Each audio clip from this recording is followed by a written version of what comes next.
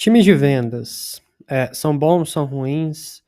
Eu sei que no futuro, provavelmente, um time de vendas ele vai se parecer muito mais com isso daqui que você está vendo na minha tela, um SDR, um BDR, um vendedor de A, do que necessariamente essa parte aqui. Essa é a minha tese, esse post que eu fiz no LinkedIn e deu uma bela viralizada, como vocês podem ver aqui. Isso aqui é um repost, mas o post original ele pegou mais de 50 mil impressões e tal. E bastante gente comentou em cima falando que isso não necessariamente era verdade, que eu estava mentindo, que eu não sabia do que eu estava falando. E eu quero estender esse assunto aqui e tratar com vocês. Vai ser mais um bate-papo aqui, não vai ter necessariamente um tutorial nesse vídeo.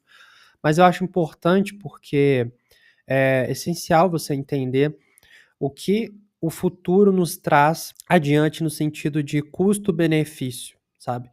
Hoje é dia 3 de dezembro de 2025 e aconteceu um feito extremamente importante no mundo da inteligência artificial, que foi finalmente foi resolvido o problema de criar imagens com a grafia errada. Ou seja, a partir desse momento a gente tem um modelo, né, do Google, o Nano Banana Pro, que consegue criar imagens que existe uma grafia perfeita em cima disso aqui. Então, por exemplo, se eu pegar essa imagem aqui e ir lá no Gemini, eu posso transformar essa imagem aqui em 3D e manter completamente o estilo de grafia sem nenhum tipo de erro.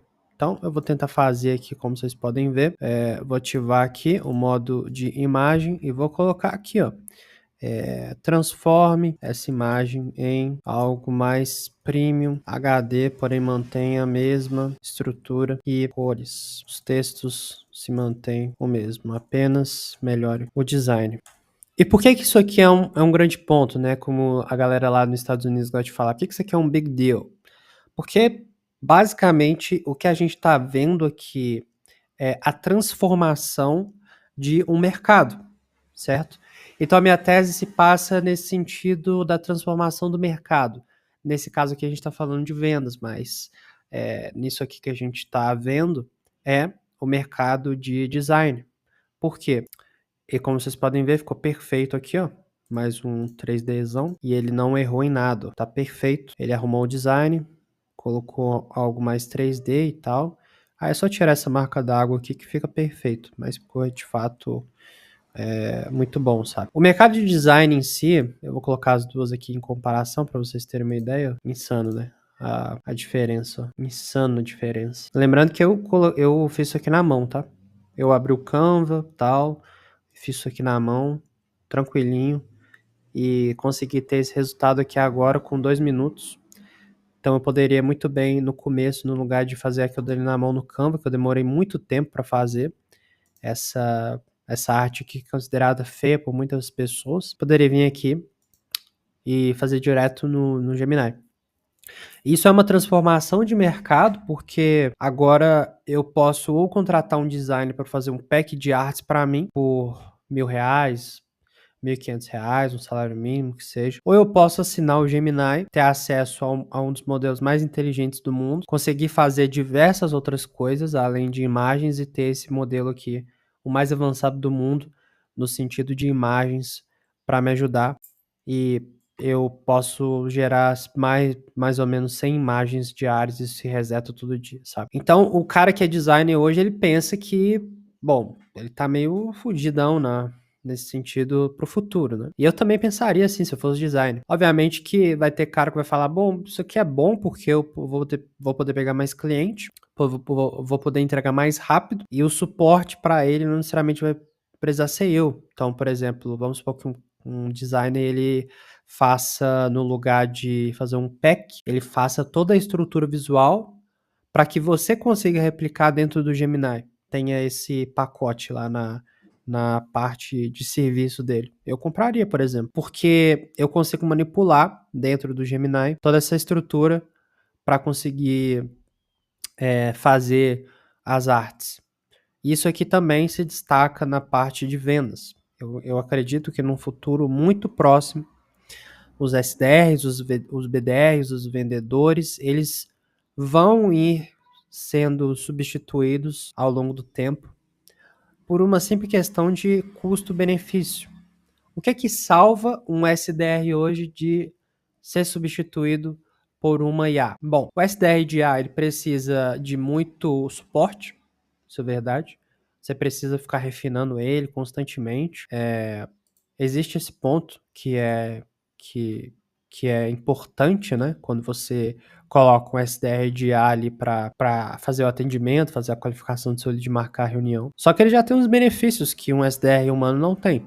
Por exemplo, ele vai custar apenas uma mensalidade por mês, não vai ter encargos trabalhistas, toda essa balela, todos esses pontos que você já tá cansado de ouvir falar, certo? Mas que continua sendo verdade. Outro ponto é que ele trabalha 24 horas por 7, então se uma pessoa te enviar a mensagem às 8h30 da noite, ele vai estar lá para responder, e você consegue ter um controle muito maior do que ele fala e consegue gerar relatórios ali. Ou seja, tá tudo sendo auditorado ali em tempo real. Se você quiser, você pode conseguir puxar aquela conversa, entender por que ele enviou daquele jeito e assim por diante. Então, hoje já é muito difícil você meio que pensar no sentido quais são todos os benefícios de um SDR humano, sabe? O único ponto eu acho que, na verdade existem vários pontos, né? Mas o único ponto eu acho que já existe para o SDR humano de benefício, né?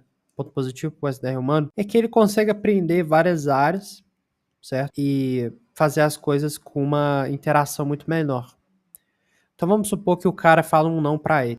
Uma IA, ela teoricamente pode contornar essa objeção de alguma forma, só que vai ficar muito, né, generalizado, você vai ter que colocar no prompt de como que ela vai contornar e tal, enquanto o humano pode improvisar. E a IA é muito ruim de improvisar, quem conhece como funciona o sistema de inteligência artificial sabe que ela funciona através de estatísticas e tal, então improvisar não é uma coisa muito normal da inteligência artificial fazer. Mas é possível.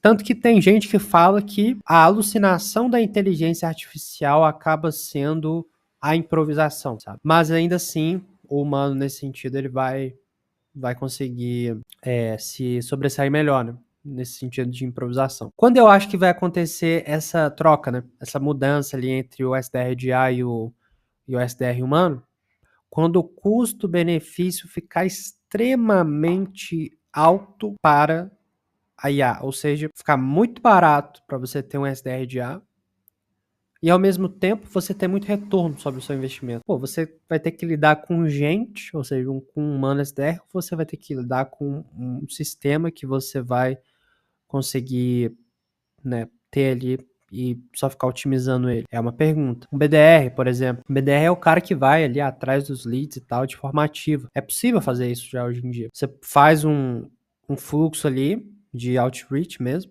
Por exemplo, o Google Meu Negócio. Eu já fiz essa automação para um cliente aqui, onde a gente puxava listas de Google Meu Negócio, fazia uma lista, né? Enviava uma mensagem para aquele negócio, como cliente oculto, descobria se era qualificado ou não, e criava uma lista em cima da lista que a gente fez, só dos qualificados. E a partir dali, um humano começava a atender essa galera, sabe? Mas poderia ser um vendedor de IA também. Então, todo esse time de vendas, eu acho que ele pode ser, e provavelmente vai, passar por uma mudança muito grande, principalmente na parte de ferramentas. Hoje nós temos ferramentas como o N8N, o Lovable, a Appify e assim por diante, que podem sim ajudar nesse sentido a fazer toda essa estruturação de dados e assim por diante. Então é extremamente possível e plausível. E eu queria te dar colocar essa indagação dentro da sua cabeça para você pensar, pô, será que faz sentido fazer esse test drive? Será que hoje o meu time de vendas ele tá performando tão bem quanto uma IA performaria? Será que eu tenho esse feeling de colocar a inteligência artificial agora, começar a testar pelo menos? Eu acabo esse vídeo aqui com essa indagação. Valeu.